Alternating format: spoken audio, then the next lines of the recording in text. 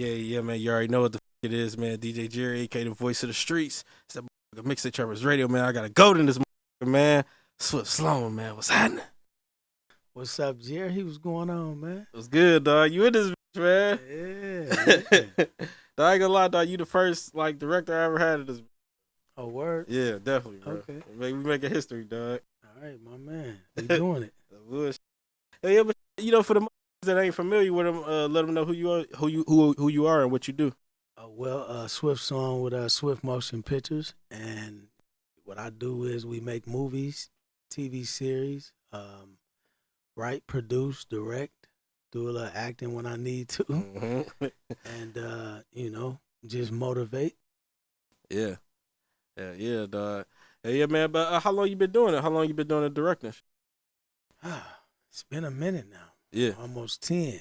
So yeah, we started the company in 16, so 9 years. Yeah, we've been getting to it. Yeah, that's hard, man. Yeah, cause people I know even growing up, even when you with your guys, you be like, man, I want to make a movie one day, bro. We make a movie, bro. This gonna be like this, bro. We do this. Like how easy is that shit and how hard is that to actually bring a vision to life when you're doing a movie? Well, I think that in the beginning, it can be a challenge. Mm-hmm. As with anything else. It's just like when you first started doing the podcast, right? Mm-hmm. But I think over time, what I'm saying, it's just like riding a bicycle. Once you learn what it takes to make a movie, you get a solid team together. You understand that the first thing you need is a great storyline. Yeah. You know what I'm saying? You need a good project to do. And when you get a system together, you lay out a blueprint, you just basically gonna follow that every time you shoot. Mm-hmm. So I mean the first time that I shot my first film, it was a challenge because I didn't know what was going on. But now, it's just like taking a fish taking the water, right? Yeah. So you just gotta get your process down. When you get your process down, you gotta follow that format every time and know that in the midst of you doing this, it's definitely gonna be some wrinkles in there sometimes. So you just gotta be able to pivot on that and know when to implement, and improvise. No matter what, you've been a director, writer, producer, all that, what's your definition of a good movie?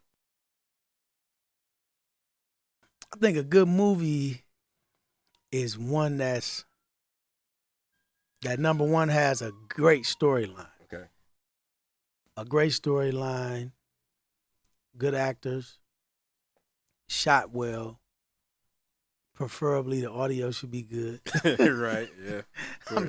I'm saying that because I've watched some movies and I'm like, man, these is some dope movies, and I don't want to name them, but you see flaws in there in terms of just things that it shouldn't be happening, right? Exactly. And I'm pretty sure people don't watch some of my movies and they've done that, right? But that's fine.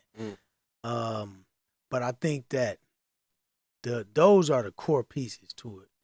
Yeah. Number one, it just gotta be a good story, you know what I'm saying, and everything need to flow. That's what I would say would be the most important part for me, right, for a good movie. Right.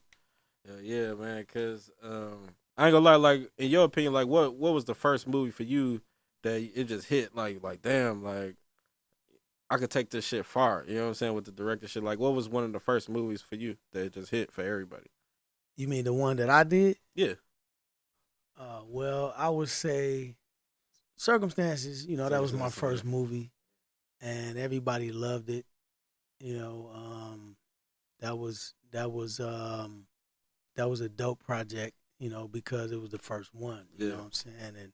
And you actually get to bring a story to life. But I think the one that really woke me up to understand how serious this could get, it would have to be Circumstances 2, Circumstances 3, and then Untangled. Untangled, yeah.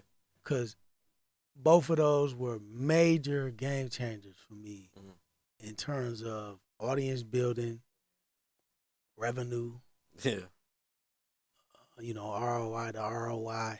And I think at that time, I was in a place where that's when I really understood what the audience wanted. Yeah. Because, you've been an esteemed DJ, with several mixtapes and whatnot. I'm pretty sure you've played around and dabbled with a lot of different ideas for your mixtapes and your podcast, but you understand that it's not always about what you want. You got to, first of all, identify your audience and understand what they want, what they need, what's entertaining to them, but you still want to be true to DJ Jerry, right? Facts. So I think Circumstances 3 and Untangled, those were some pivotal projects for me where that's where I understood that. Yeah, that's what's up, man. Yeah, because I was just about to bring up Circumstances, the whole the sequels, like, you know what I'm saying? The first one, like you said, is your first movie, but like, was it the reaction you got from the first one that made you want to continue to do 2 and 3, or was it just like, man, I got another dope story that I feel like the audience need to hear? Well, the whole Circumstances series is based on my book series, Motivation. I know you know that. Yeah.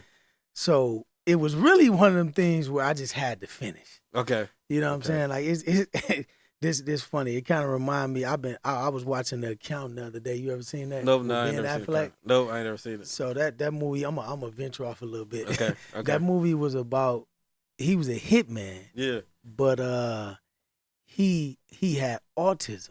Okay. And in the midst of him doing all of his hits and whatnot, he was also a very smart accountant. That's why they called it that. In the midst of him doing all of that, he had a thing that was a part of his autism where he had to finish whatever he started. If he didn't, he would go nuts, right? Okay. So I'm being funny right now. But anyway, that's kind of like what led to me finishing the Circumstances series. And then we did part 4. It was just because I felt like it needed another installment, you know what I'm saying? Which I'm glad we did that. We closed that franchise out, and now we're going to flow that off into something else, actual TV series. TV series, oh, yeah. That'll be hard, bro. Well, like, for the people that know, like, all your movies are on Tubi, you know what I mean? So, sometimes Tubi, it get a bad, you know what I'm saying, flack. You know what I'm saying? They be like, man, I'm tired of watching this shit, though. Tubi movies, bro, like, you'll see all type of crazy shit that I know we done seen, bro. Everybody done seen some crazy stuff on a Tubi movie, you know what I'm saying? But, like, how do you feel about it, like, even being a part of the platform and, like, showing your work on the platform that don't get a good rep all the time? I mean, well, I'm gonna address the camera real quick. Okay. Give us a break, all right?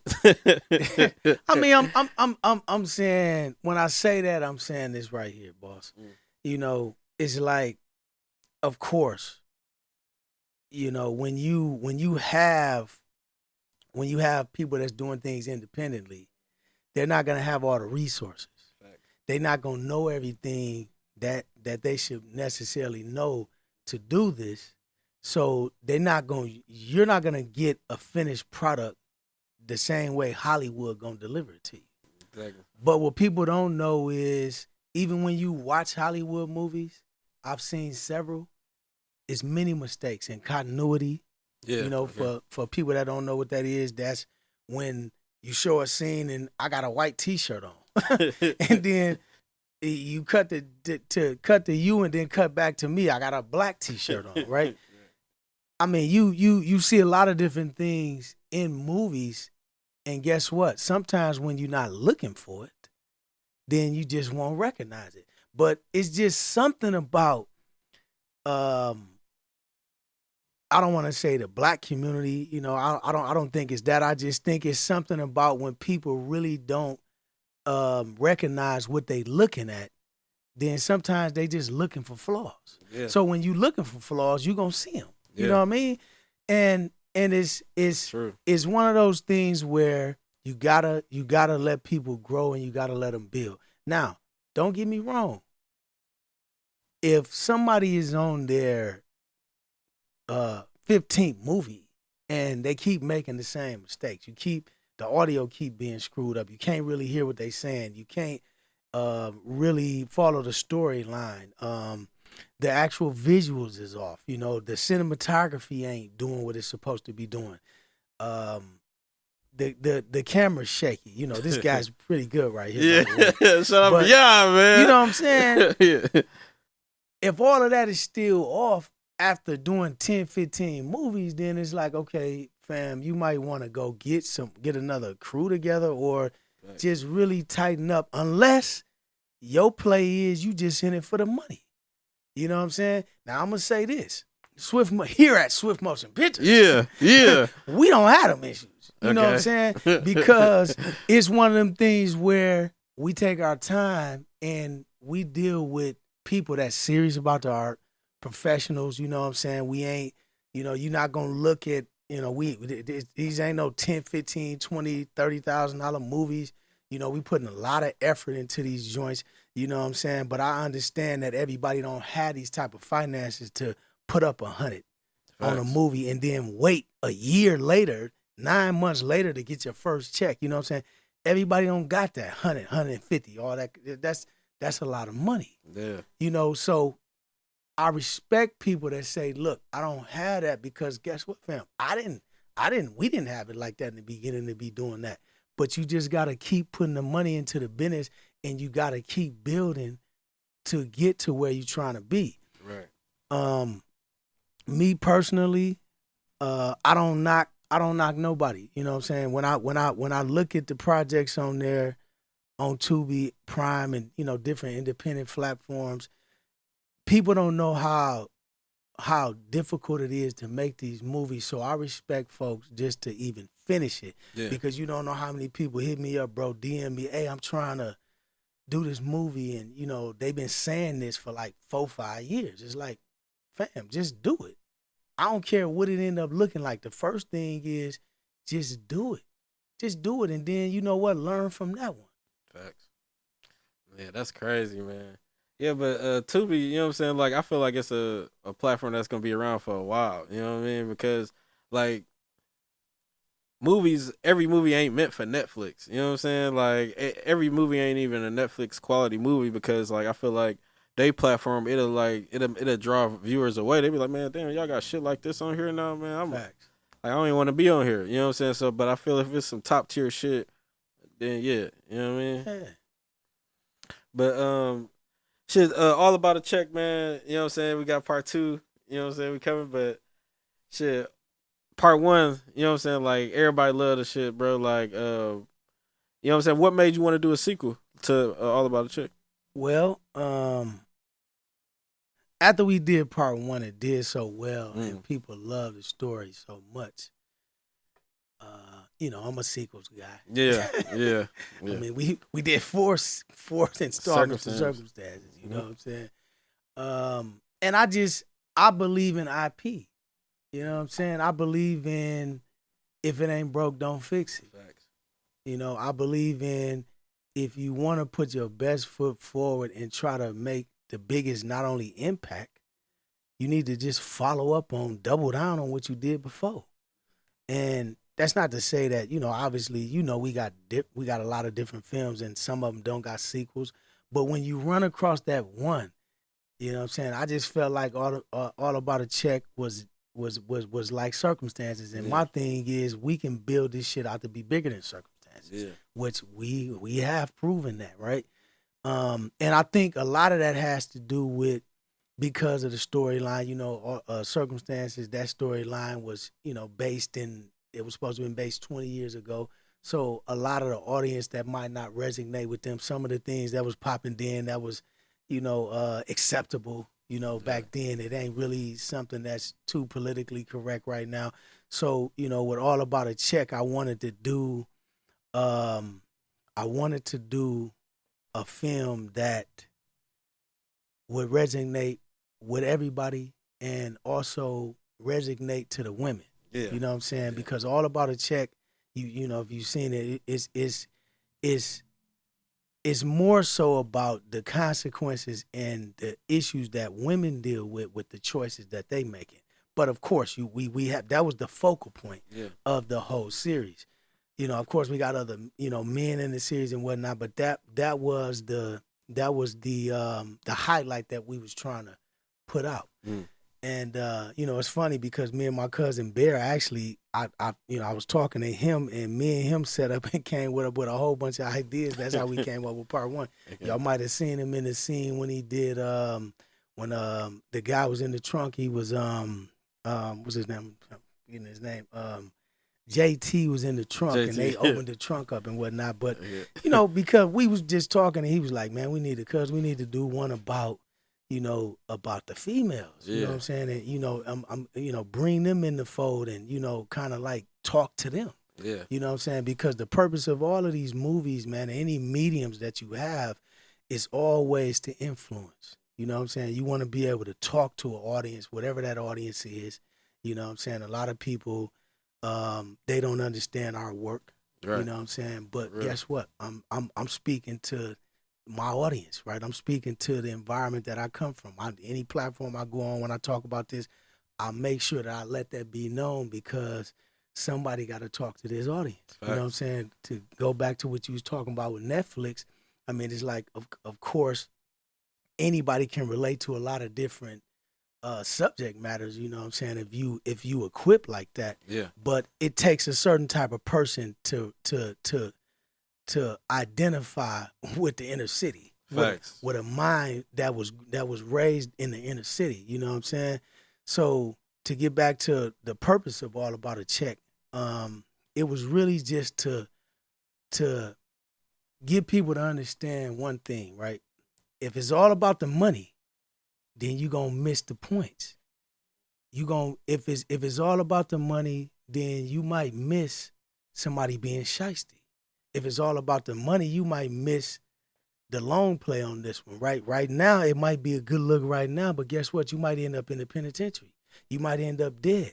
See, if it's all about a check, then you ain't thinking about nothing else, and your blinders is up. And sometimes it's cool to have your blinders up when you chasing your goals and you getting to the bread. Right. But sometimes you need to have them blinders down a little bit so you understand that it's other things that go with this other than money, and it's consequences that can happen to this, whether they positive or negative. Right. And mostly it's gonna be negative. Yeah, definitely.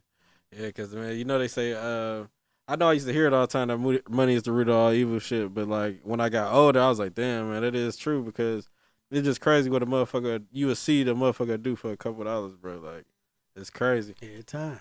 Yeah. But shit, like, in your opinion, like, what's the biggest mistake that women make, just period, like, today? Today? Yeah. One of the biggest mistakes. Man, that's a good one right there. I mean, one thing about me, I don't like to fancy myself to be like some type of people analyst. You know what I'm saying? But I would say one of the biggest mistakes that they making is thinking that they can fill the shoes of a man. Right. You know what I mean? I'm just, yeah, that's true. You laughed at that. That's true. But people, check it out. Hey, I feel like we on one of them podcasts now where they sitting up talking about, what I'm saying? Men versus women. Nah. That's cool. Yeah. That's cool. So I think that the reason why I say that, bro, is because women need to understand how to be soft. You know what I mean? I know we living in this world now where they just pushing all of this macho, strong, super masculine, and you gotta be this, and we can do what the men do, we can do these niggas, we can do whatever, and that's true, baby. But the thing with that is you need to turn that shit down a little bit. Yeah, but they call themselves alphas though. And to me, that sounds crazy. Yeah. You know, but again, I'm not here to reinvent nothing. You know what I'm saying? I'm just going with the flow of where everything is at and just, finding my place in it all.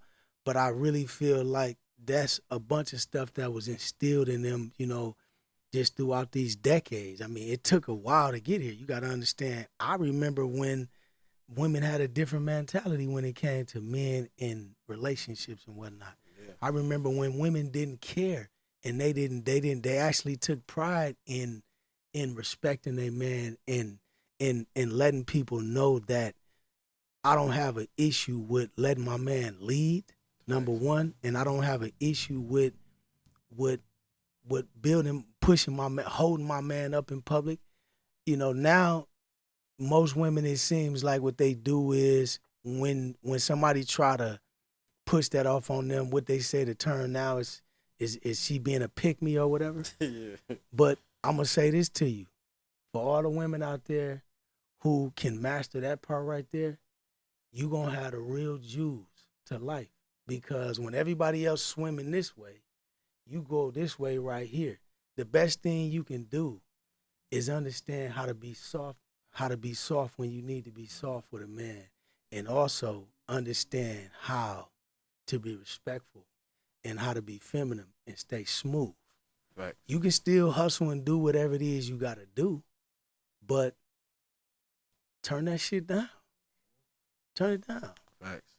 The sad part about all of that, you know what I'm saying, is a lot of this, like I said, is it was implemented and instilled in them over time.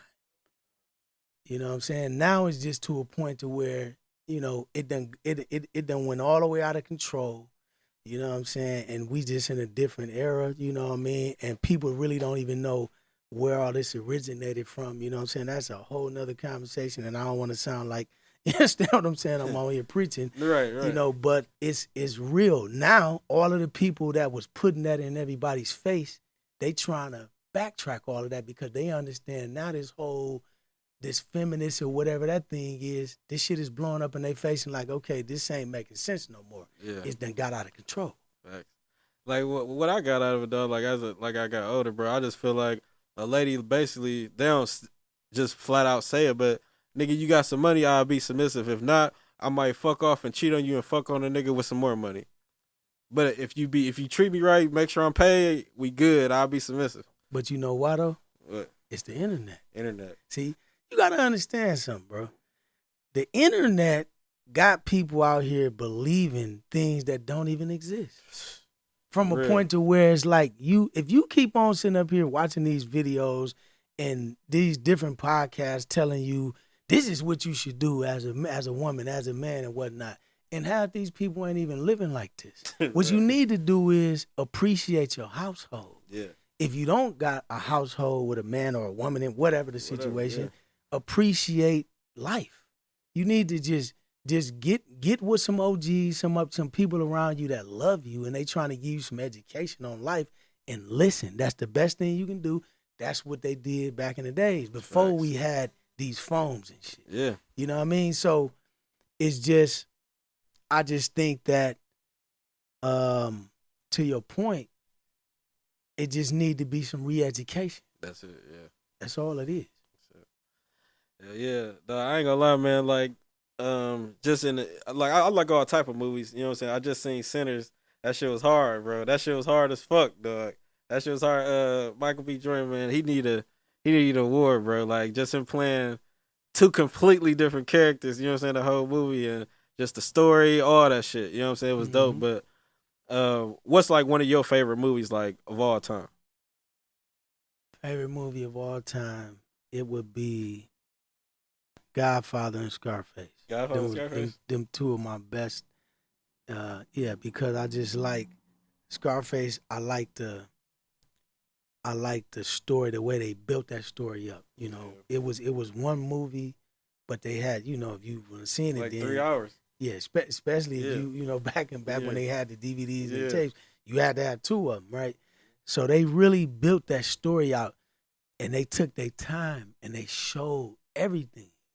You know what I'm saying? So I like it because of that, not because necessarily what he was doing, but one of the things that he was doing, was showing his commitment to what he was on. And then The Godfather, I mean, who don't like The Godfather? There's too much game in there. Yeah. You know what I mean? So it's just it's too much information, you know what I'm saying, on life. And also another one. That was another great storyline that they took their time with building. Yeah. Definitely. It's crazy. I ain't never even seen Godfather, bro. 1, 2, whatever. I don't even know how many. I know they got a couple of them, but I just never seen it, bro. Like I'm a damn to have to watch this. You said it's too much game there. I'm watching. You should now, check bro. it out. I'm gonna check it out, bro.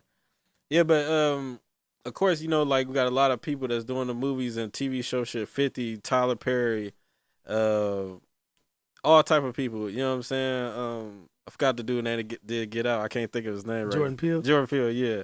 You know what I'm saying? I fuck with all they shit, but like, how do you feel like you able to even separate yourself from all the work that they doing, because they coming out with amazing shit and you next up or right in there with them? You know what I'm saying? So like, how hard is it to like even come up with different stories and be like, man, I want my shit to be just as good as theirs, but my type of style type shit. You know what I'm saying? Yep. Well, I think that the first thing you got to do when it's a great thing. I compare myself to people all the time in terms of art, right? Right. You know what I'm saying? Because you gotta have something that you trying to crush. You know what I mean? And so I think that when you got so much dope projects and dope artists around you, they dropping these different pieces of content and they're literally grabbing a hold of a portion of your audience. Yeah. You know what I'm saying? I think that what you got to do is you got to always keep your ear to the streets and know what the people want. Yeah. You know what I'm saying? That whole joint Tyler Perry just came out with, man, what was it? Beauty and Black. It was crazy. You seen it? No, I ain't see that yet either. I ain't see Beauty and Black. I'm gonna check hey, that man, out. listen, it was nuts. Okay. But everybody that I talked to that seen that, they couldn't turn it off. You know what I'm saying?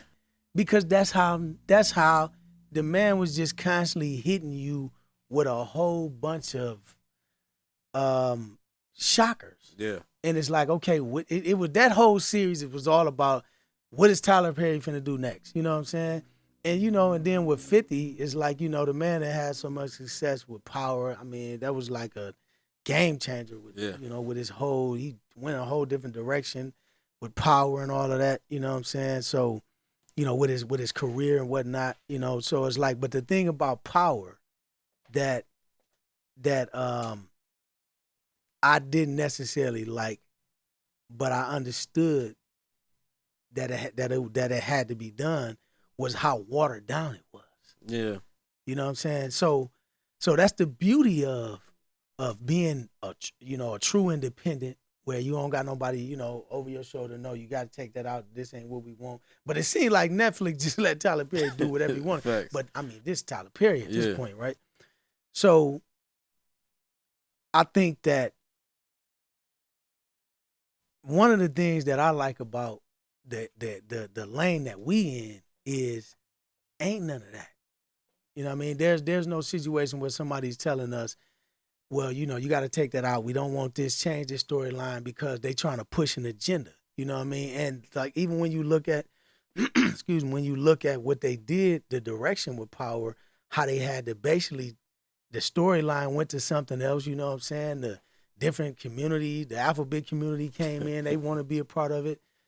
So it's like, I understand when you talking networking, if we did network projects, we would have to probably do that. But I just love the fact that I control, and people in this space, we control our creativity. But shit, man, make sure y'all go watch All About a Check 1 and 2, man. That shit on Tubi right now, man. Go check it out, man. Go tap in. You already know what the fuck it is, man. DJ Jerry, a.k.a. the voice of the streets. It's that motherfucking Mixtape Trappers Radio, man. Swift. What's happening?